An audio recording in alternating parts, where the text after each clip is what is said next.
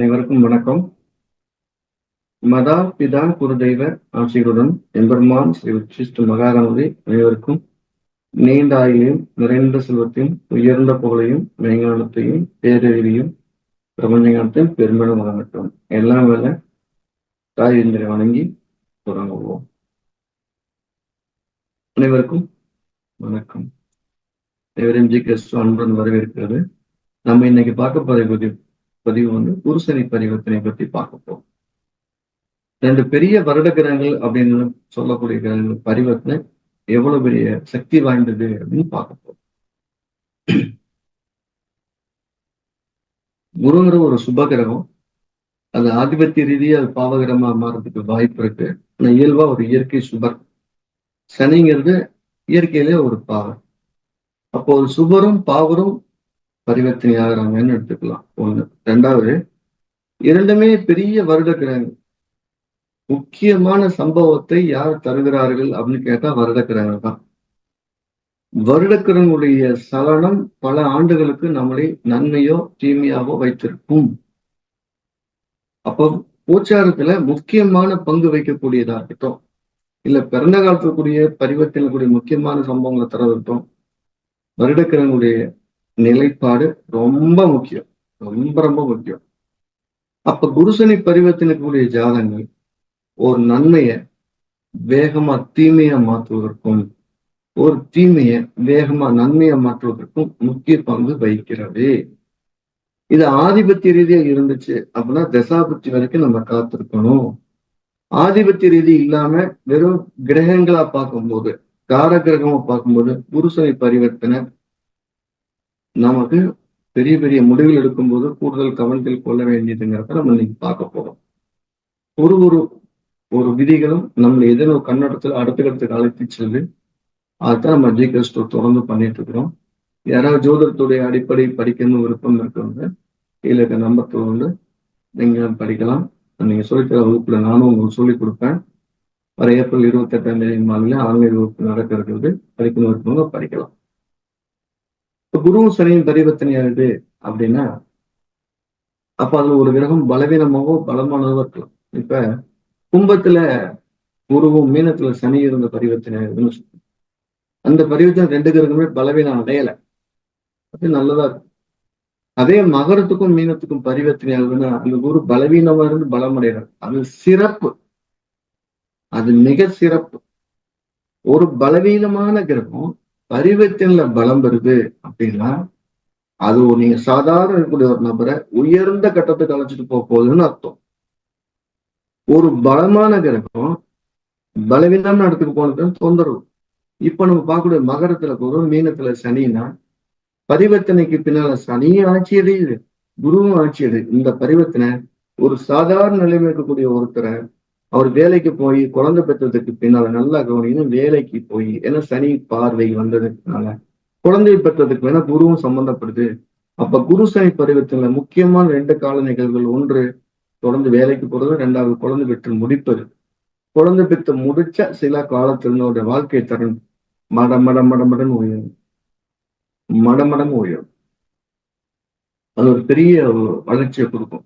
இப்ப குருசனை டைரக்டா பரிவர்த்தனை ஆகிட்டா அது ஓகே. ஒரு குரு மட்டுமே பரிவர்த்தனை ஆகி வேற ஒரு கிரகம் குரு சனி கிட்ட வந்தாலும், இல்ல குரு சனி சேர்க்கையில சனி பரிவர்த்தனை வேற ஒரு கிரகம் புதன் கிட்ட வந்தால் இந்த பரிவர்த்தனை பெரிய யோகத்தை செய்யறது இல்லை. இந்த குருவும் சனி மட்டும் பரிவர்த்தனை சிறப்பு.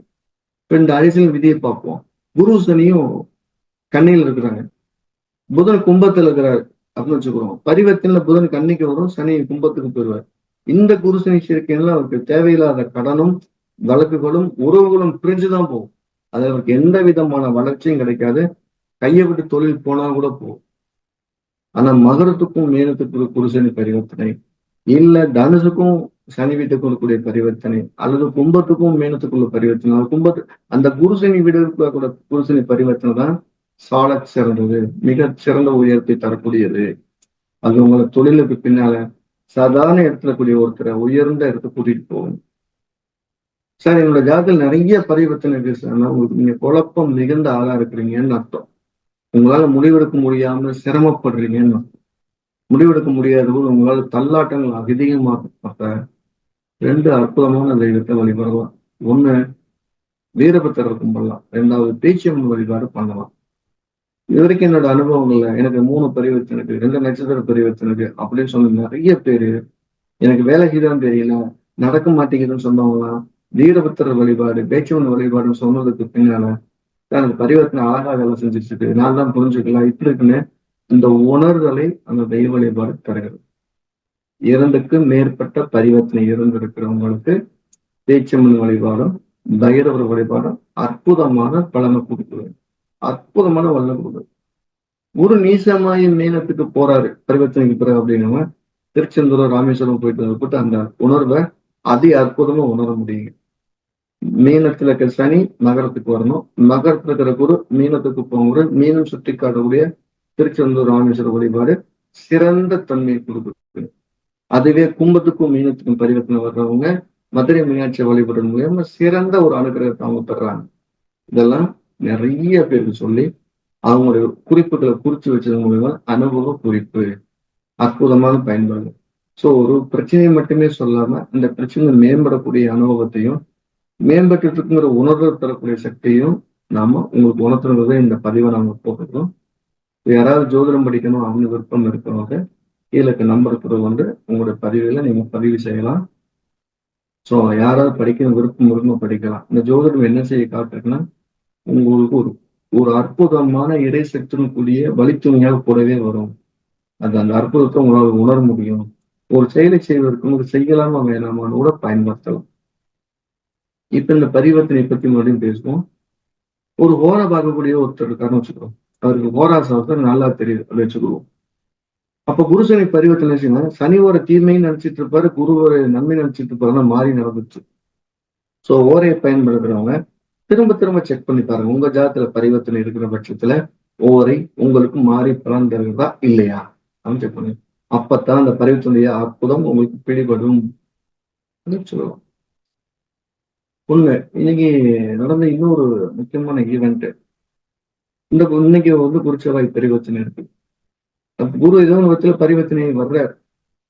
இதே மாதிரி குருசனி பரிவர்த்தனை ஒரு ஜாதகம் பார்க்க ஒருத்தர் வர்றார். அவர் பிறந்த காலத்துல குருசனி பரிவர்த்தனை இருக்குது. ஆனா இன்னைக்கு குருச்செவ்வாய் பரிவர்த்தனை குருதான் பரிவர்த்தனை காமன்.